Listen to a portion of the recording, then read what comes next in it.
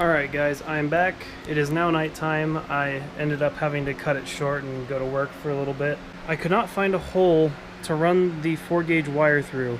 I saw multiple things online on how to do it on the Nissan Maxima and the Altima, but it appears there's no write-ups on how to do it on the Nissan Versa. So, I took the entire underside of the dashboard completely out, even the centerpiece here, and looked for a hole, and I could not find one that would work. So what I ended up doing, and most of you guys are not going to like to hear this, but I took the glove box out first of all, and I drilled a hole right back there. You can't really see it because the insulation's kind of covering it up right now, but I drilled a hole through the firewall right here. Now if we go into the engine bay, I don't know if you can see it down there or not. Right there, right next to the giant light, there's the hole. As you can see, there's no brake lines or AC lines or anything that it can puncture, which is why I chose that spot. Now, as far as a grommet, I'm not sure what I'm going to use for a grommet. I think I'm just going to run the cable through and wrap a whole bunch of duct tape around it and use that as a grommet, which I know is pretty ghetto, but, you know, it should work. I don't see any reason why it wouldn't. And then I'm going to run the power wire over to the side, down the side of the car, and all the way to the back. And I'm going to have the amplifier, I don't know if I'm going to have it sitting here or if I'm going to have it mounted to the seat or to the back of the subs, but one of those options. Wire is going to come up from between there and feed it wherever it goes. And then, to prevent line noise from the alternator, I'm going to run the RCA wire down this side and then have it come up from between there. Now with the remote wire, I'm probably just going to run it through the same side as the RCAs just for simplicity's sake. It shouldn't cause any interference because it's such a small wire, and it's regulated because it's coming from the head unit. Now if you're running the remote wire from your cigarette lighter or another ignition source that's only turned on with the ignition, then you would want to run it with the power wire. But the radio output is regulated, so I'm not going to worry about it. Alright, you guys are mounted to my head again, so you may not hear me very clearly. I've determined the reason why the audio is usually horrible is because the camera's mounted on my head in the plastic case, and I think that's the reason why. So until I figure out how to fix that issue, I'm going to caption the parts that sound horrible. So we're going to look for the power wire now. I just had it and I'm not sure where it went. Oh, there it is. Alright. Gonna pull this up. And I'm just gonna put the flashlight right there, holding up against the glove box. Now, I'm just going to look through here, feel where the hole is. If I can find it, there it is. And I'm just going to feed the wire through.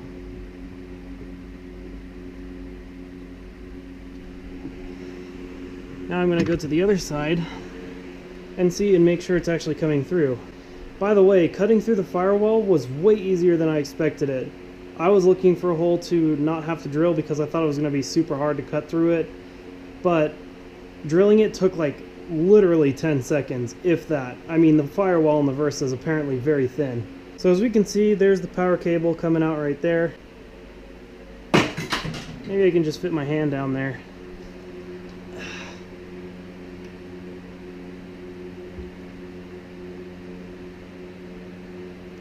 There we go. Alright, well I have some really fat hands, but they still managed to squeeze through. So, I'm not sure where I'm going to run this. Let's see, how much do I have? Oh, I got plenty. So I think I'm going to like run it across the top of the firewall, like that, and then connect it to that bolt right there.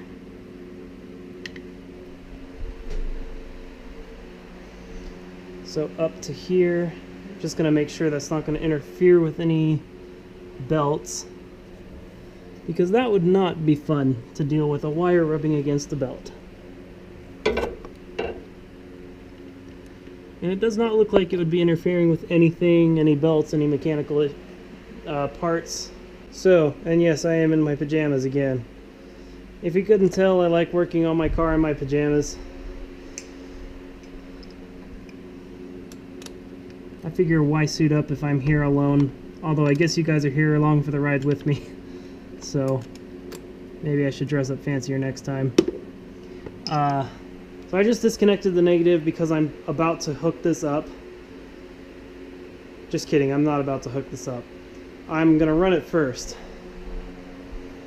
So I was thinking I may need to run it under the carpet, which would require me taking the seats out.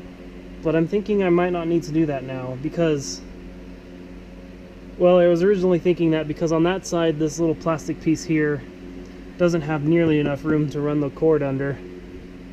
But I might be able to rip just the side of the carpet up. Maybe. I don't know for sure yet, but we're going to find out. These don't have any screws. You can just pry them up gently with a screwdriver or a trim piece prying tool. So if you guys can't see what I just pulled up, it's just that piece right here. This little plastic piece, you just pull on it and it comes up. There's little clips, no screws or anything, so you don't have to worry about that. So we're just going to pull the carpet out from underneath. Feels like there's just a little plastic piece that you can pull up. Yeah, there we go.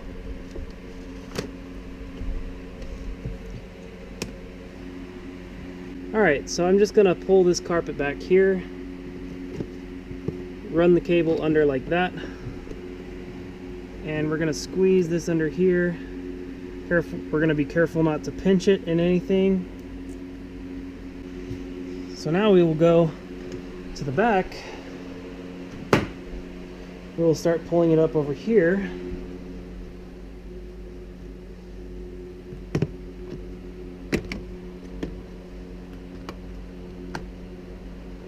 Okay, so here's what I did. I ran the power cable underneath this side of the carpet. I had to pull up this trim piece just slightly, just back enough that I can run it through. And now it is in the back seat. So we're just going to do the same thing here. Just run it under the carpet until it gets up to this point, up here. Whoops. Up to the back seat and into the trunk. Alright, it took some wiggling, especially right here between the seat, but I got it tucked up. I still need to put that away. And now I have a power wire coming out. Okay, so I just finished tucking up the wire underneath the carpet. And it goes up to there.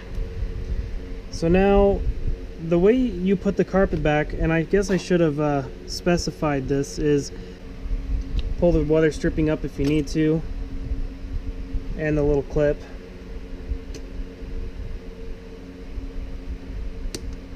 Tuck it up like that, and then put the clip back on. Put the weather stripping back on, and just do that all down. And it looks like we're good to go. So we will stick this piece back on the kickboard. The way we do this is we line up, there's these little slots here, and you have to line them up with the insert. So like here, you got that little notch right there and the clip. So I'm going to put it over. I'm going to give it a slight little tap with the hammer, not anything hard.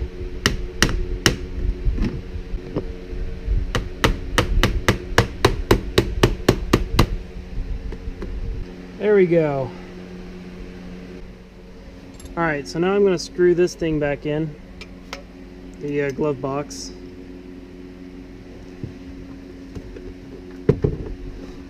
We're going to put this up, put the light bulb back in because I took it out earlier.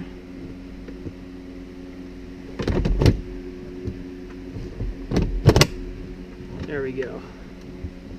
So now we're going to take the screws and we're going to, so if you can see, there's 4 screw holes here and 4 on the bottom. So we're just going to line them up and screw them in. And the way, I don't know if you guys just saw what I did there, but I picked up the glove box and then I picked it up to the level and then moved it back because there's some rails on this side and that side that need to line up and grab onto it. And then we're just going to finish putting all these screws in here. And through the magic of video editing, it is now daytime again. So last night I had finished installing the power wire. It's not connected to the battery yet, but we're going to do that today. Right now what I'm going to do is I'm looking for a optimal place to put the ground wire. So what I'm going to do is I'm going to pull up the spare tire cover. I'm going to pull the foam thing out. So we can see you got all the contents of my truck here. So I'm pretty sure these seats are held in with clips and not bolts, so that's probably not an option. At least I think that's what oh no, I guess there is bolts under there. That's a surprise. Everything else is held in with clips. So that does look like a prime location to put a ground. And it is a 16. So we just got the bolt out. And I'm gonna see if I can wire brush it. I think we have a wire brush. Reason being is you want to have it as clean of a surface as possible. You don't want any paint, you don't want any sealant, you don't want anything on the bolt, you don't want anything on the contact point, nothing. So I'm going to use this pair of vice grips to hold on to it. Because I'm cheap and I don't have a, I don't know what you call it, one of those things that you put things in to hold it steady.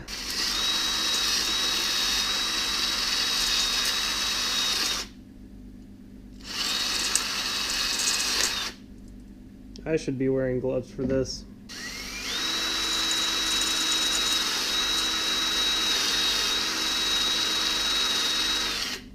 Alright, so I got the bolt nice and clean now. There's no sealing, there's no paint on it, nothing. So now we're going to do the same to the inside of the car. I'm just going to wire brush the segment right here. You guys probably can't see it, but where the bolt goes in is where I'm going to wire brush. Alright, I don't know if you guys can see that or not, but I have it sanded now. So now we are going to install the ground wire. So we want to install the ground wire. And luckily the kit came with these connections so that I don't have to do a whole lot of soldering. I'll probably still solder them anyway, but at least I don't have to do a whole lot.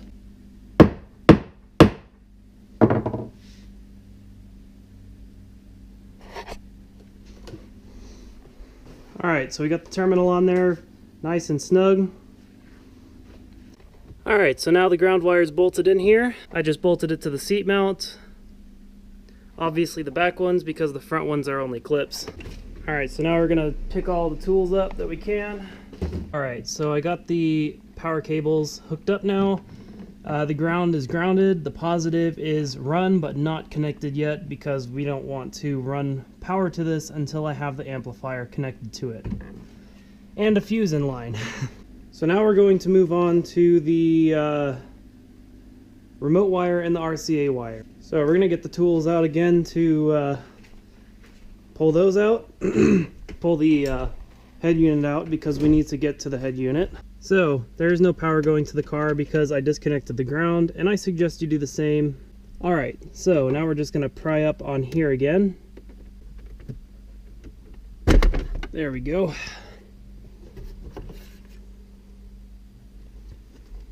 So we'll set this down, and then we unscrew the, we're going to take the dash cam off here actually. So now we unscrew the 2 screws that we need to unscrew.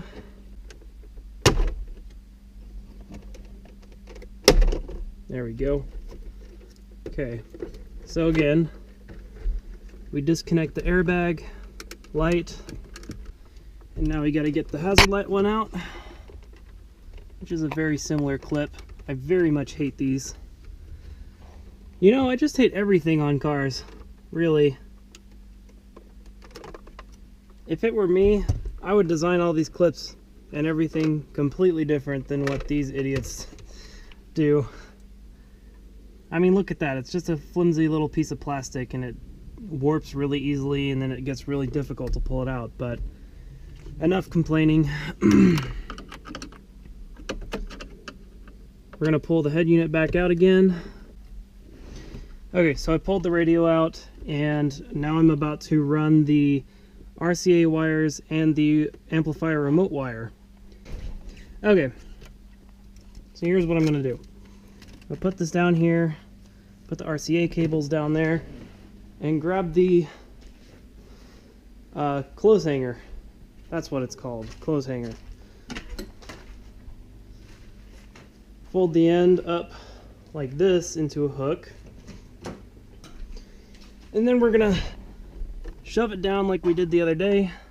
Okay, so as you can see, there's the clothes hook.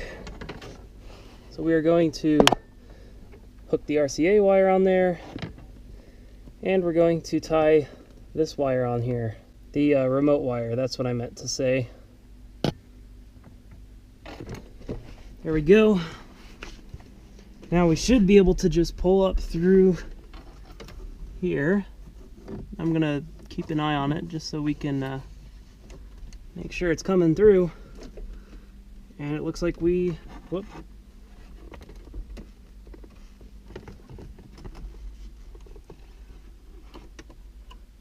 Aha, there we go.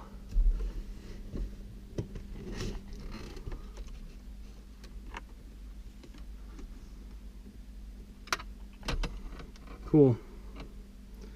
So, here we are. We got the remote wire, we got the RCA wire, and we still got the microphone wire. Alrighty. Remote amplifier output. So we're gonna cut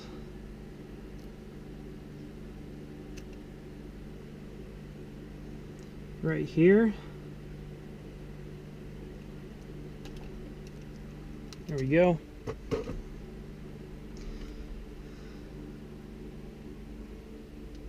We're gonna go ahead and fire up the butane one so we can get it ready to go.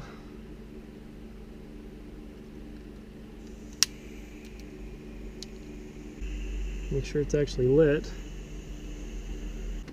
Now we're going to twist these 2 wires together. Now we're going to grab our butane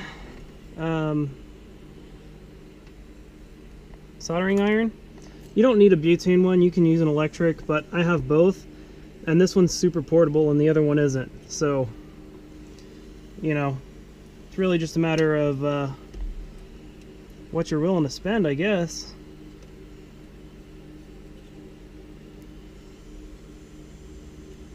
So we're going to hold the iron underneath like this, without touching the plastic preferably. There we go, now we just want it to melt onto there.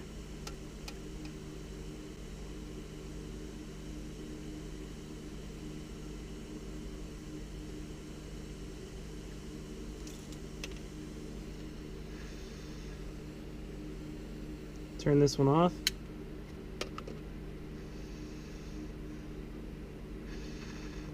Give it a nice little tug to make sure it's secure, and it is very secure. Alright, and now we're going to connect the... Alright, so I'm going to set this down real quick. We're going to go put this back in its case, or just set it down, I guess. Now, we should be done with the soldering for this entire job. Hopefully.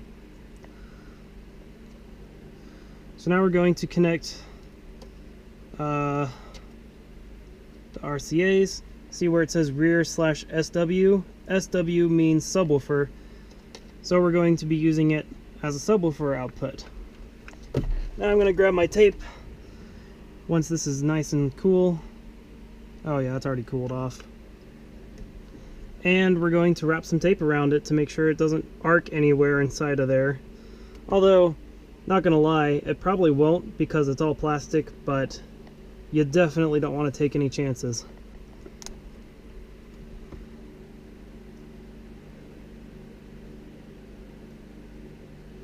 Because you never know, another wire could like break or something, and then it could arc to that wire and ruin some major thing, which would not be fun to deal with. That was a pretty horrible tape job. I'm going to... See, I'm good at soldering, I'm just not good at taping. I mean, as you can see, I have some pretty bad looking tape ups here. They function though, which is I guess the important thing. What I need is heat shrink, although I really hate heat shrink because it's a pain in the butt when you have it like down here and it conducts all the way down and shrinks it, and then you're stuck and you have to unsolder it. And otherwise I would be using heat shrink any day. Alright, so we're going to set this back in. We're going to hook this microphone back up to the microphone port. And we're going to set this whole cluster right into there, right after we connect it again. Okay, now we are going to run these cables down in the carpet again, just like we did on the other side.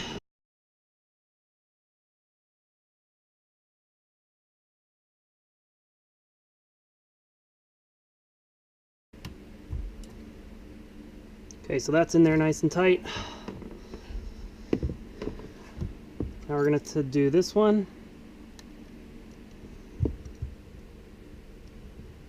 I'm using 4-gauge wire, by the way.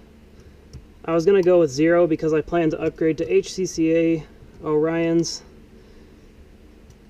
hopefully within the next year. But I do not know for sure. I want to turn this car into a competition audio car. But for now, I just want some extra bass. Well, some extra bass, like 1,000 watts worth of it. So, before I connect these terminals, I don't know if you've noticed, but I twist the strands together so they don't fray out, and it minimizes the risk of shorting out the amplifier.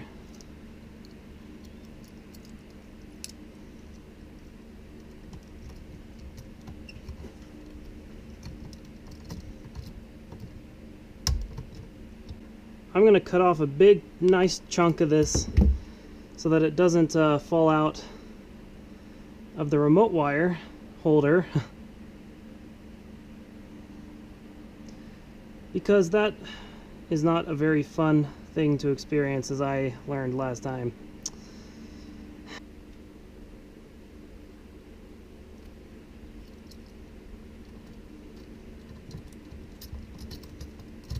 So now we're going to wire up the fuse. Take the cover off the fuse block. Now normally your fuse is not going to be this big. I have a very large stereo system though, for at least in comparison to what a lot of people are going to install. Not saying that smaller stereos are a bad thing, but I prefer the larger stereo so that I can impress my friends every once in a while. Show off to the girls at the car meet.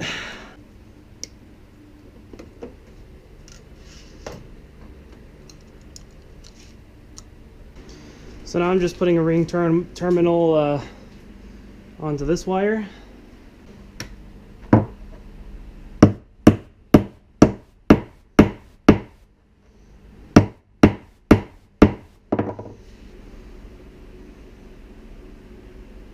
I may upgrade to a better battery depending on how well this works. I lowered the spec of the amplifier again because it's mostly just a temporary setup for now, but also because this stock alternator is really my only option. I was looking up some 350 amp alternators like I have in the MX-6, and I could not find any that fit the Nissan Versa, and everything that I read online read that the Versa does not like to have a 350 amp alternator in there. In other words, it bogs the engine down way too much to really do anything useful. And I'm not entirely surprised because this engine is only like 100 horsepower. So, and even just driving on its own is hard enough. I mean, I took my friend Nick and Robert and we went to go pick up a moped, and this thing was struggling to go just with a fully loaded car, let alone with a 350 amp alternator. That's gonna be a lot of fun. So I just decided to not do that for now. Okay, so that's tight in there. We'll cut this one up now. One thing I should mention with this system is, if you choose to have one as large as mine, that at a medium to high volume you can hear from outside the car, be respectful in neighborhoods. Don't be cranking it through neighborhoods in the middle of the night or anything like that. You don't want to be that guy, or girl if you're a girl, and be respectful, follow city laws.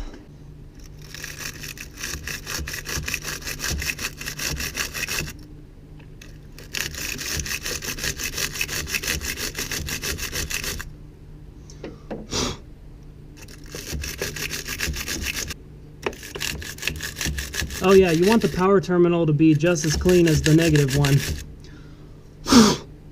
And this is the perfect size for this ring. Look at that. It could not have been more perfect.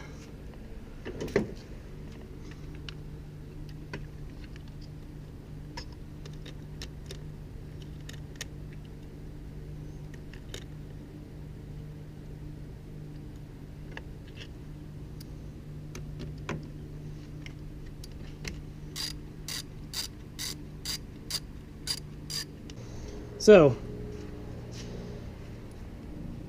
we are pretty much done. If you would like to secure this wire, you can, but I'm just going to tuck it under here like that, just to make things simpler. You don't really need to make things complicated. Again, make sure that it's not rubbing against any belts, and it's not. So we will just double check everything, make sure it's all wired up correctly, and there. Let's see, 12 volt red, ground black, remote. Okay. So we will go ahead and connect the ground, and we will listen for any arcing.